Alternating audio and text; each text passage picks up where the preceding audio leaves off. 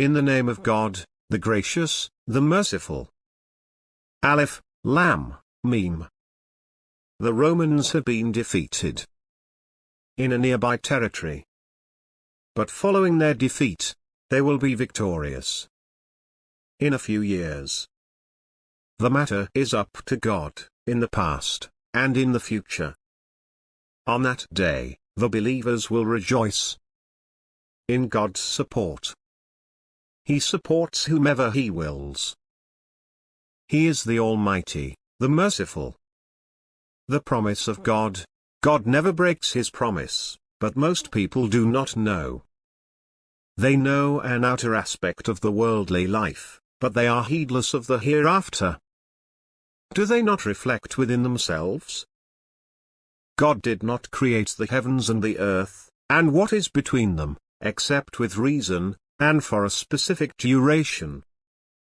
But most people, regarding meeting their Lord, are disbelievers. Have they not traveled the earth and seen how those before them ended up?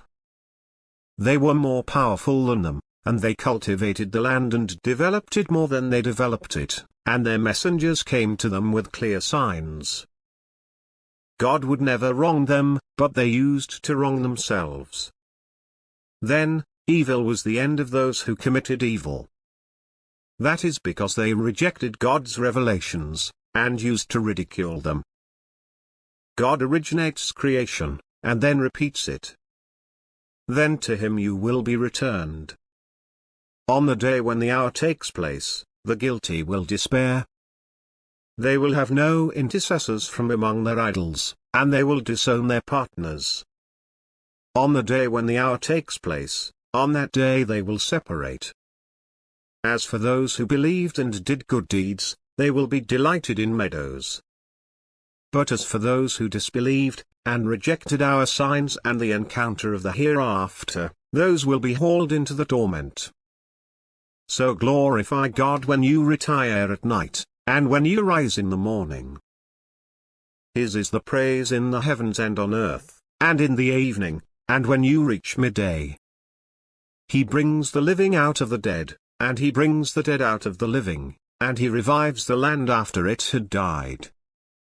Likewise you will be resurrected. And of His signs is that He created you from dust. And behold, you become humans spreading out. And of His signs is that He created for you mates from among yourselves, so that you may find tranquility in them. And He planted love and compassion between you. In this are signs for people who reflect. And of His signs is the creation of the heavens and the earth, and the diversity of your languages and colors. In this are signs for those who know. And of His signs are your sleep by night and day, and your pursuit of His bounty. In this are signs for people who listen. And of His signs is that He shows you the lightning, causing fear and hope. And He brings down water from the sky, and with it He revives the earth after it was dead. In this are signs for people who understand. And of His signs is that the heaven and the earth stand at His disposal. And then, when He calls you out of the earth, you will emerge at once. To Him belongs everyone in the heavens and the earth. All are submissive to Him. It is He who initiates creation, and then repeats it, something easy for Him. His is the highest attribute, in the heavens and the earth. He is the Almighty, the Wise. He illustrates an example for you, from your own selves. Do you make your servants full partners in the wealth we have given you? Do you revere them as you revere one another? We thus explain the revelations for a people who understand. Yet the wrongdoers follow their desires without knowledge. But who can guide whom God leaves astray? They will have no helpers. So devote yourself to the religion of monotheism, the natural instinct God has instilled in mankind. There is no altering God's creation. This is the true religion, but most people do not know. Turning towards Him, and be conscious of him, and perform the prayer, and do not be of the idolaters, of those who divided their religion, and became sects. Each faction pleased with what they have. When affliction touches the people, they call on their Lord, turning to him in repentance. But then, when he gives them a taste of his mercy, some of them attribute partners to their Lord, to show ingratitude for what we have given them. Indulge yourselves, you will surely know. Have we sent down to them any authority, which speaks in support of their idols? When we give people a taste of mercy, they rejoice in it. But when adversity befalls them, because of what their hands have perpetrated, they begin to despair.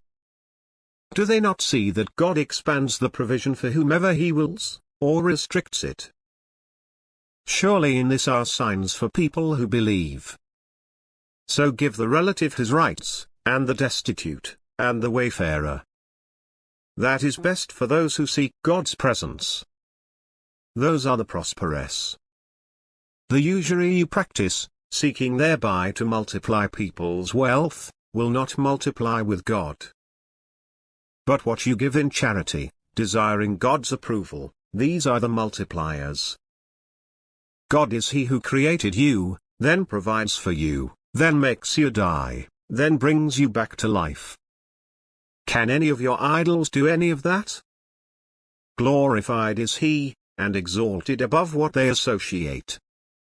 Corruption has appeared on land and sea, because of what people's hands have earned, in order to make them taste some of what they have done, so that they might return. Say, roam the earth, and observe the fate of those who came before. Most of them were idolaters. So devote yourself to the upright religion, before there comes from God a day that cannot be averted. On that day, they will be shocked. Whoever disbelieves, upon him falls his disbelief. And whoever acts righteously, they are preparing for themselves, so that he may reward those who have believed and done the righteous deeds out of his bounty. Indeed, he does not love the ungrateful. And of his signs is that he sends the winds bearing good news, to give you a taste of his mercy, and so that the ships may sail by his command, and so that you may seek of his bounty, and so that you may give thanks. Before you, we sent messengers to their people. They came to them with clear proofs. Then we took revenge on those who sinned. It is incumbent on us to help the believers. God is he who sends the winds. They stir up clouds. Then he spreads them in the sky as he wills. And he breaks them apart. Then you see raindrops issuing from their midst. Then, when he makes it fall upon whom he wills of his servants, behold, they rejoice. Although they were before this, before it was sent down upon them, in despair. So observe the effects of God's mercy, how he revives the earth after it was dead. Indeed, he is the reviver of the dead. He is capable of everything. But if we send a wind, and they see it turning things yellow, they would continue thereafter to disbelieve. You cannot make the dead hear, nor can you make the deaf hear the call when they turn away. Nor can you guide the blind out of their error. You can make hear only those who believe in our signs, and so have submitted. God is he who created you weak, then after weakness gave you strength, then after strength gave you weakness and gray hair. He creates whatever he wills. He is the omniscient, the omnipotent. On the day when the hour takes place, the sinners will swear they had stayed but an hour. Thus they were deluded.